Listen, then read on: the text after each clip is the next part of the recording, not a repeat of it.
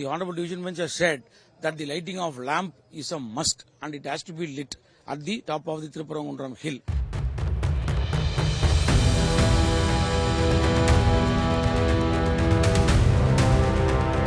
তিরুপরানকুন্দ্রম পাহাড়ের উপর জ্বালাতেই হবে প্রদীপ, এই রায় দিল মাদ্রাজ হাইকোর্টের মাদুরাই বেঞ্চ। এই রায়ের মাধ্যমে মাদুরাইয়ের তিরুপরানকুন্দ্রমে আরুলমিগু সুব্রমণ্যম স্বামী মন্দিরের দাবিকে মান্যতা দিল মাদ্রাজ হাইকোর্ট। গত 2025 সালের 4 ডিসেম্বর এই পাহাড়ে প্রদীপ জ্বালানোকে কেন্দ্র করে দুই গোষ্ঠীর মধ্যে সংঘর্ষের পরিস্থিতি তৈরি হয়। এই নিয়ে সরগরম হয় সংসদের শীতকালীন অধিবেশনও। एक पहाड़ी पर मान्यता है कि यहाँ सबसे ऊपर दिया जलाया जाए। मान्यवर, ये वोट बैंक को संभालने के लिए एक हाईकोर्ट के जज के सामने इम्पीचमेंट लेकर आए हैं। देश की जनता उनको मदद नहीं करे। তবে পাহাড়ের উপর বেদিতে প্রদীপ জ্বালানোকে কেন্দ্র করে আরুলমিগু সুব্রমণ্যম স্বামী দেবস্থানম এবং হযরত সিকান্দার বাদশাহ আউলিয়া দরগার মধ্যে বিতর্ক আজকের নয়, স্বাধীনতার আগে থেকেই চলে আসছে। তিরুপরানকুন্দ্রম পাহাড় আসলে কোন গোষ্ঠীর তা নিয়ে বিতর্ক। গত 1 ডিসেম্বর মাদ্রাজ হাইকোর্টের বিচারপতি GR স্বামীনাথন নির্দেশ দেন ওই দ্বীপাথনে ঐতিহ্যবাহী কার্তিকায় দীপম জ্বালাতে কোনো বাধা নেই। কিন্তু মন্দিরের ভক্তরা ওই বেদিতে দীপ জ্বালাতে গেলেই 4 ডিসেম্বর দুই পক্ষের মধ্যে সংঘর্ষের পরিস্থিতি সৃষ্টি হয়। দরগা কর্তৃপক্ষের বক্তব্য ছিল পাহাড়ের উপরের অংশটি তাঁদের। যদিও তিরুপরানকুন্দ্রমের মন্দিরটি বহু শতাব্দী প্রাচীন। ঐতিহাসিক দলিল থেকে জানা যায় খ্রিস্টীয় 6ষ্ঠ শতকে পাণ্ড্য রাজবংশের শাসনকালে তৈরি হয় মন্দিরটি। তবে দ্বীপাথন বেদিটি আরও প্রাচীন। তামিল সাহিত্য ও ইতিহাসের গবেষকরা দাবি করেছেন 3য় শতক নাগাদ রচিত সঙ্গম কাব্যে এই দ্বীপাথনটির উপরে জ্বালানো কার্তিকায় দীপমের উল্লেখ পাওয়া যায়। যদিও তামিলনাড়ু সরকারের বক্তব্য বর্তমান পাথরের স্তম্ভটি যে দ্বীপাথন তার কোনো প্রামাণ্য দলিল নেই। তিরুপরানকুন্দ্রমের পাহাড়ের দরগাটি সপ্তদশ শতকে নির্মিত, অর্থাৎ মন্দির তৈরি হওয়ার 1000 বছরেরও পরে তৈরি।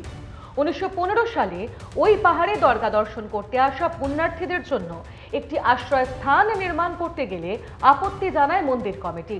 দরগা কর্তৃপক্ষের বক্তব্য ছিল এই পাহাড়ের জমিটি তাদের মালিকানাধীন।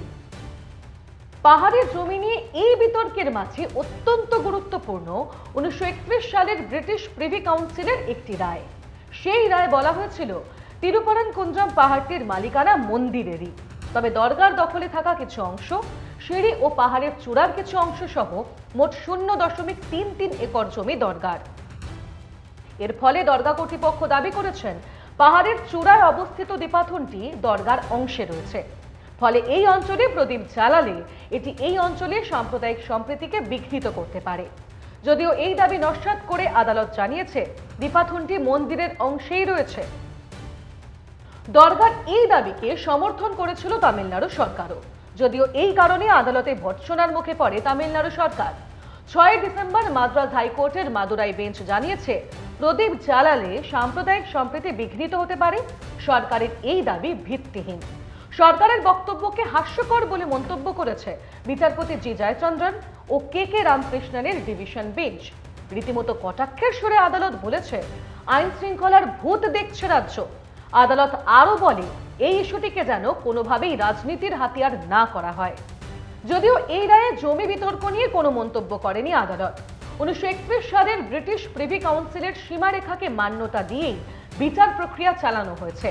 কিন্তু এই রায়ের পরে প্রশ্ন উঠছেই দীর্ঘমেয়াদী সমাধান কি আদৌ হলো, নাকি দরগার অনতি দূরে প্রদীপ জ্বালানোর অনুমতি দেওয়ায় সাম্প্রদায়িক রেষারেষির পথ প্রশস্ত হলো। এবছর 2026-এ তামিলনাড়ুতে বিধানসভা নির্বাচন। তিরুপরানকুন্দ্রম পাহাড়ের সমস্যার কথা বিজেপি বারবার সংসদে তুললেও তামিলনাড়ুতে বিজেপির শক্তি নিতান্তই নগণ্য। ফলে তামিলনাড়ু বিধানসভা নির্বাচনে কি এই ইস্যুকে কেন্দ্র করে শক্তি বৃদ্ধি হবে বিজেপি? যদি তা হয় সেটা তামিলনাড়ুর রাজনৈতিক ইতিহাসে একটি বড় ঘটনা হতে পারেই বলে মত রাজনৈতিক বিশ্লেষকদের।